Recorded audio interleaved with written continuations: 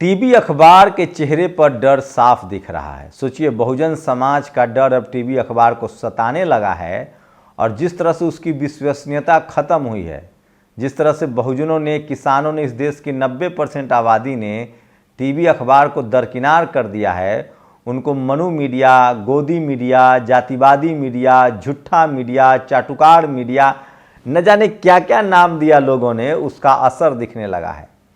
मैं पहली बार देख रहा हूं कि मीडिया के सुर बदले हुए हैं, ताल बदला हुआ है।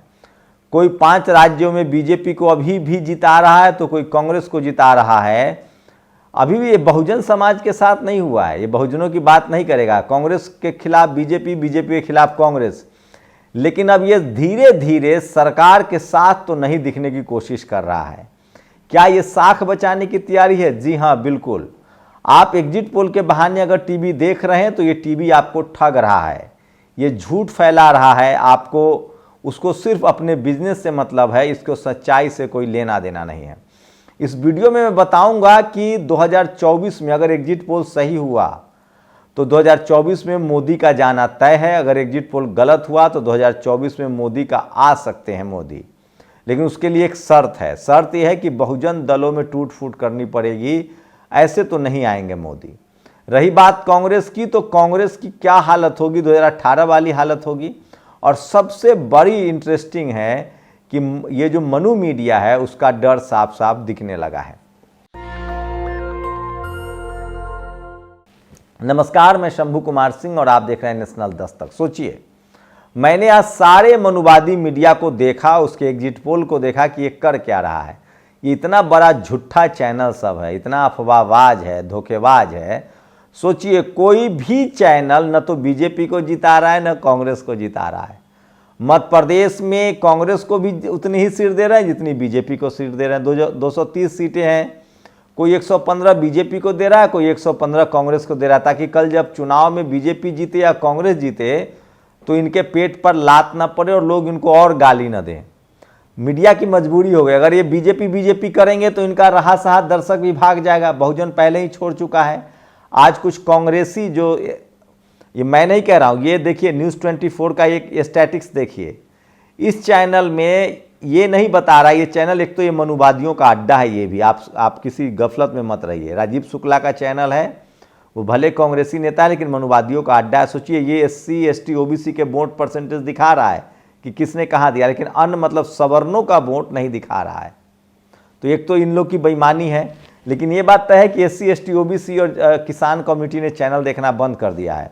तो ये जो गोदी मीडिया है, जिसको आप गोदी मीडिया कहते हैं, मैं मनुवादी मीडिया कहता हूँ, जातिवादी मीडिया कहता हूँ, ब्राह्मणवादी मीडिया कहता हूँ, इसको डर बैठा हुआ है और ये सीधे सीधे किसी भी राज्य में बीजेपी को जीतते हुए नहीं दिखा रहा है।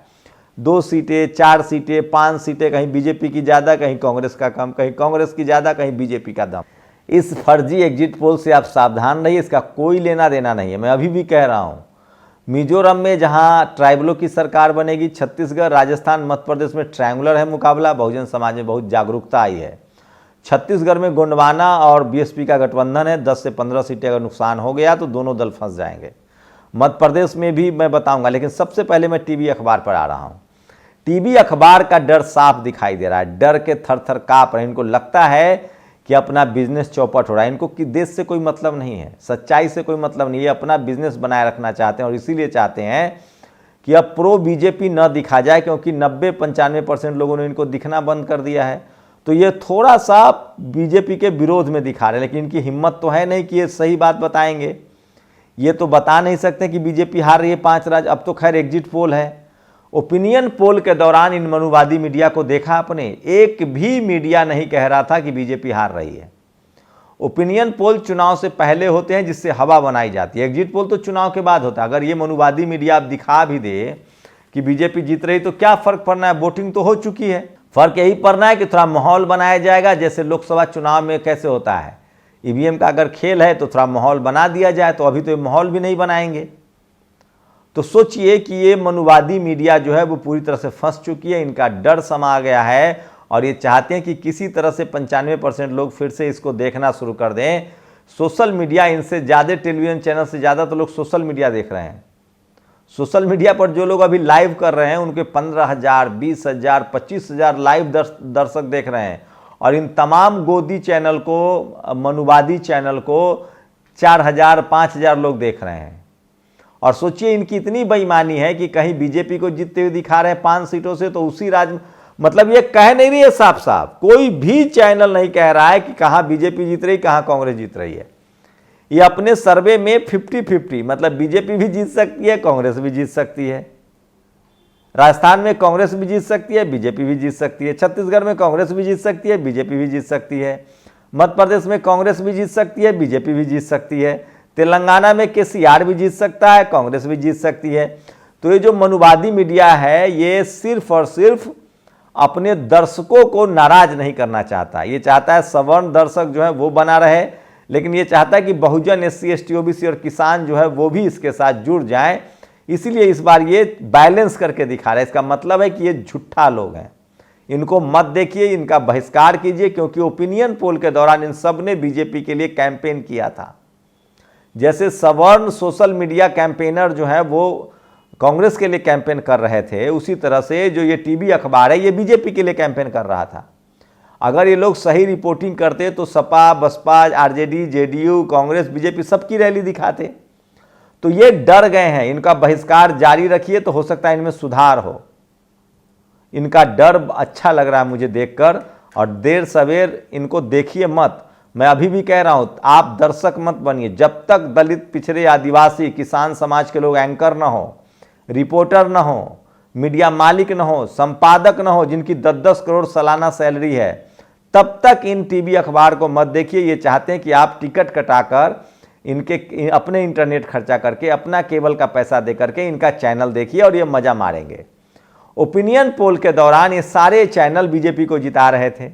अब कुछ कांग्रेस को, अब न तो कांग्रेस को जिता रहे हैं न बीजेपी को जिता रहे हैं, क्योंकि इनकी पोल पट्टी खुल जाएगी, दर्शक इनके भाग जाएंगे। बीजेपी के साथ रहेंगे तो दर्शक भाग जाएंगे, बीजेपी के खिलाफ रहेंगे तो उधर वाले दर्शक भाग जाएंगे। इसलिए दर्शक बनाए रखने की इनकी कोशिश है।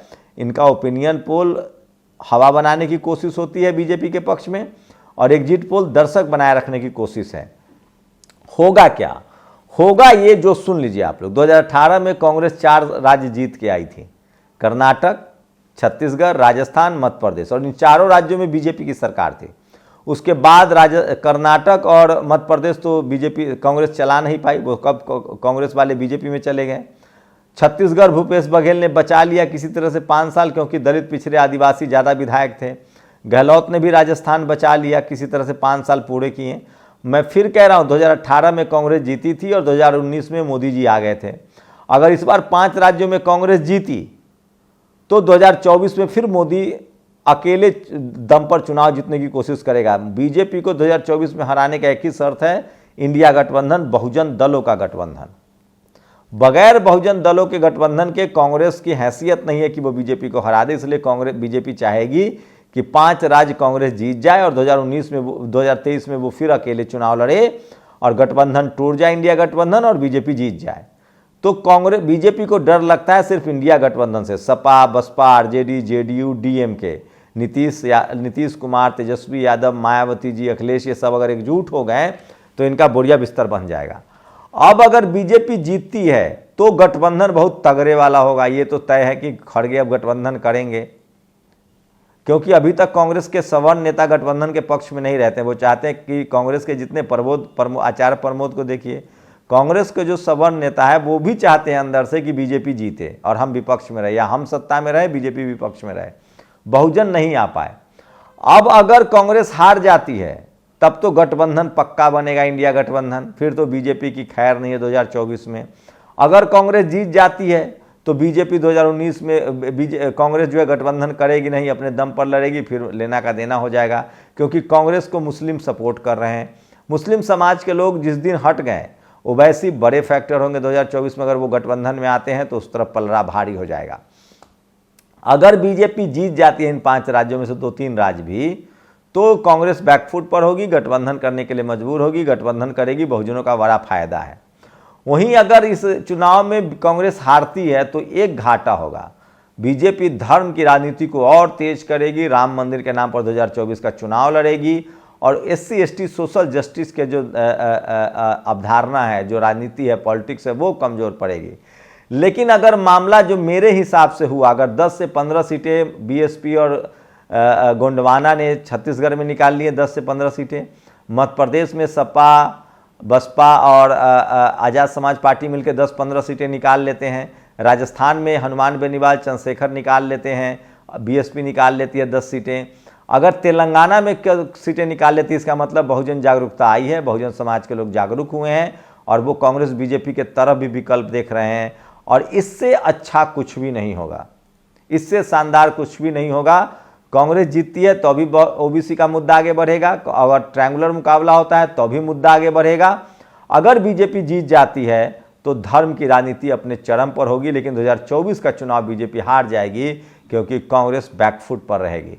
रही बात BSP की, ओवैसी की, तो ये सब बी टीम नहीं है। असली BJP की बी टीम कांग्रेस है, जो चाहती है कि या तो सत्ता में BJP रहे या कांग्रेस रहे। BJP चुनाव जीतने के लिए पॉलिटिकल डाइवर्सिटी अपनाती है, यूपी बिहार में जैसे बहुजन दलों से गठबंधन करती है। तो मैं फिर कह रहा हूँ, लब्बो-लुआब यही है कि 2024 में और कुछ हो ना हो, मीडिया जो है वो सुधरी डरी हुई दिख रही है, सहमी हुई दिख रही है। और सोचिए, कल्पना कीजिए कि मोदी जी अगर 2024 में चले गए तो इन मीडिया वालों का क्या होगा, और अगर मोदी जी आ गए तब ये मीडिया वाले क्या करेंगे। ये दोनों संभावनाएं हैं। और मैं इसीलिए कह रहा हूँ, ये जो एग्जिट पोल टीवी वाले दिखा रहे हैं, ये बकवास है। ये चाहते हैं कि इनके सवर्ण दर्शक भी बने रहें, बहुजन दर्शक भी बने रहें, और ये सिर्फ अपना दर्शक बनाने के लिए खेल खेल रहे हैं। इनका बहिष्कार कीजिए, इनके पास कोई अच्छी सच्ची खबर नहीं है, न कोई सर्वे। ये झूठ बोल रहे हैं लोग, इनको खुद नहीं पता कौन जीत रहा है। मैं फिर कह रहा हूँ, अगर कांग्रेस जीतती है इसका मतलब है OBC का मुद्दा हावी है, SC ST OBC के लोगों ने उसको जमकर वोट किया है। अगर BJP हारती है तो 2024 में फिर मोदी तगड़े तरीके से वापसी करेंगे और वो OBC के आंदोलन को आगे बढ़ाएंगे। अगर कांग्रेस जीतती है तो भी OBC आंदोलन हावी होगा, ट्रायंगुलर होता है तो भी OBC आंदोलन हावी होगा। अगर BJP जीत जाती है तो 2024 में मोदी को बहुत बड़ा चैलेंज मिलेगा कि बाकी नेता एकजुट हो जाएंगे। तो किसी भी कीमत पर अगर BJP जीतती है तो भी बहुजनों के लिए अच्छा है, क्योंकि 2024 में मोदी का आना मुश्किल हो जाएगा, बहुजन कोई PM होगा, कांग्रेस अपनी हैसियत में आ जाएगी। अगर कांग्रेस जीतती है तो भी SC ST OBC का मुद्दा जो है वो आगे बढ़ेगा, क्योंकि उसी पर उसने वोट मांगा है। बहुजन आंदोलन ये तेज होगा, लेकिन 2024 में गठबंधन पर आंच आ सकता है। तो ये लबो-लुआब स्थिति है, ये मेरा विश्लेषण है। लेकिन टीवी अखबार झूठ फरेब दिखा रहा है और वो सिर्फ अपने दर्शक को बनाए रखना चाह रहा है।